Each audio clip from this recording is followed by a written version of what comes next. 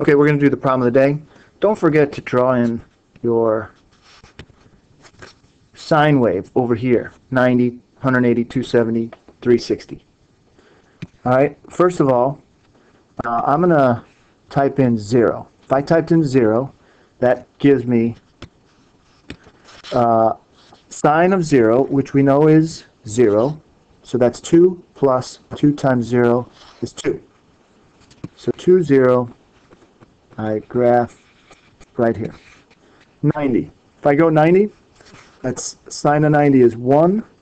So 2 plus 2 times 1 is 4. So 490. 490 graphs out to be here. I'm going to actually show. There. Okay, next I'm going to do 180. 180 sine of 180 is 0. So 2 plus 0 is 2. So 2, 180 is there. It looks like this. Okay, if I do 270, that's negative 1. So 2 times negative 1 plus 2 is 0. So 0. We're at the origin. Hearts, or cardioids, go through the origin. And then 360 is back to 0, so that gets me here. All right, so I wanted to show you this on the calculator. So take out your calculators and let's do this together. Okay, first of all, check your mode. The mode should be degree. The mode should be polar. Let's type in our question, which is 2 plus 2 cosine of theta. Excuse me. Sine of theta. Okay, let's check our window, 0 to 360 by 10 degree increments, negative 5 to 5, negative 5 to 5. All right, so let's graph this. All right, so there it goes. And you can see I have the slug on. The slug, remember, is that little trailer. Leaves a trail. It's this. Just go over to your graph style, arrow over left, and click it until it's a circle with a trail on it. All right, so that's our graph, and you can see it just graphed it the same way as we did there. All right, let's jump down for just a couple minutes. Actually, before you do that, I want you to kind of explore with your partner changing these numbers. Like make this bigger than this number, make this number bigger than that number, and see what kind of graphs you turn out to have.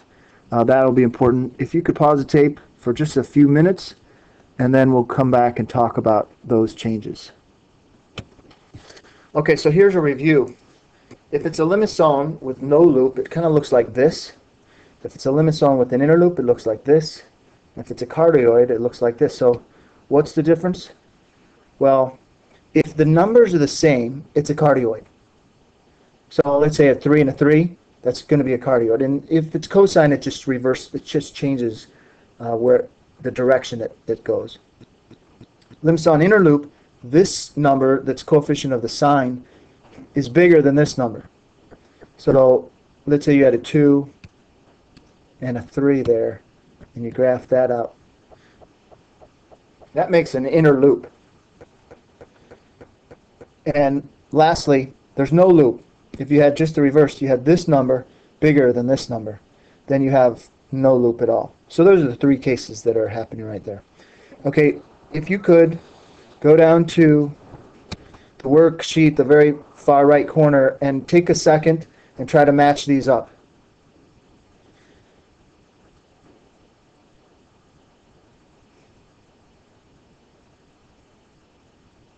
Okay, I'm going to do them with you. Sine of 2 plus 2 sine of theta, we actually did that. It looks like this. Cosine, you can see, just changes and it rotates 90 degrees. Remember, if this number is this coefficient of the sine is bigger, that gives us an inner loop. And so we have this, and this one is also, it's just rotated. And this one is the sine one. It's this first number is bigger than this number. There's no loop, and then we have the. Okay. All right, let's move to roses. All right, here's our first example of a rose. Let's graph it first. So 4 cosine of 3 theta. All right, let's check this out. Okay, got an error. I got too many parentheses. Sorry about that. Okay, let's graph it. Okay, there it goes. Interesting, it goes twice around. It made 3 petals. This is not really looking like a rose, but we call it a rose.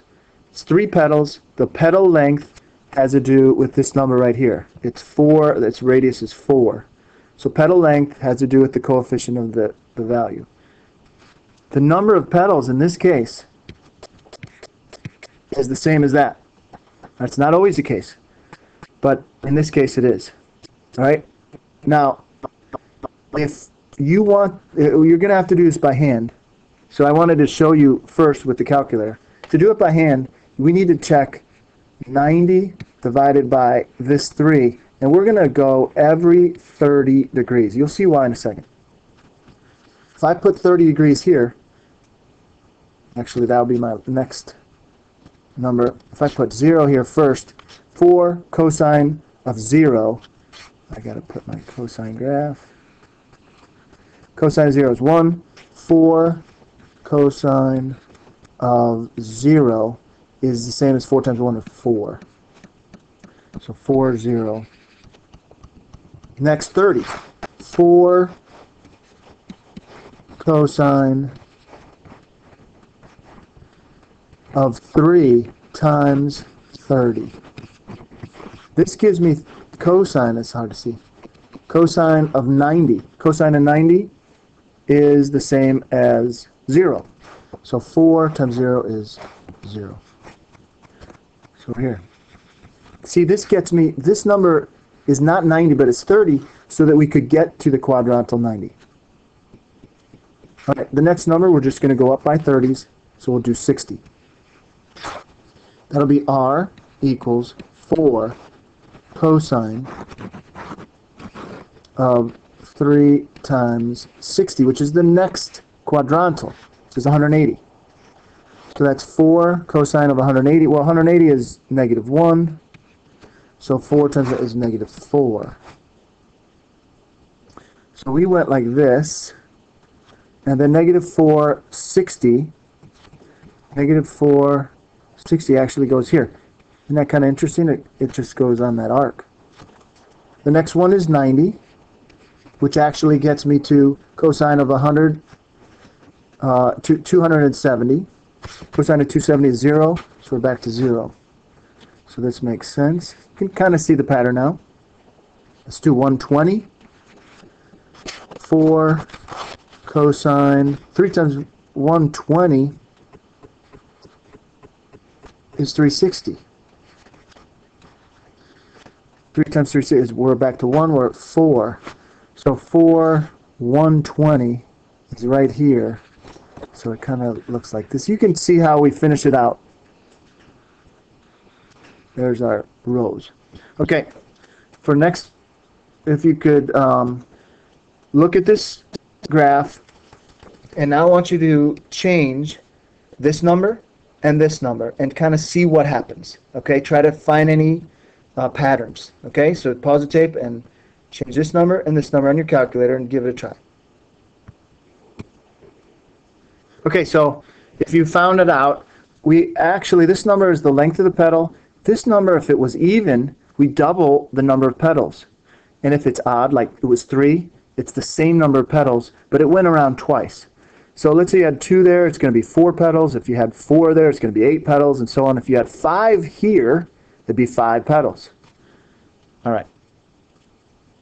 So that is a start for you. Why don't you work on the rest of that, a couple of those problems on the worksheet. Let's look which ones you should do. Actually, here's what I want you to do. This last one, work on this rows question by hand and by calc, and then starting on your homework.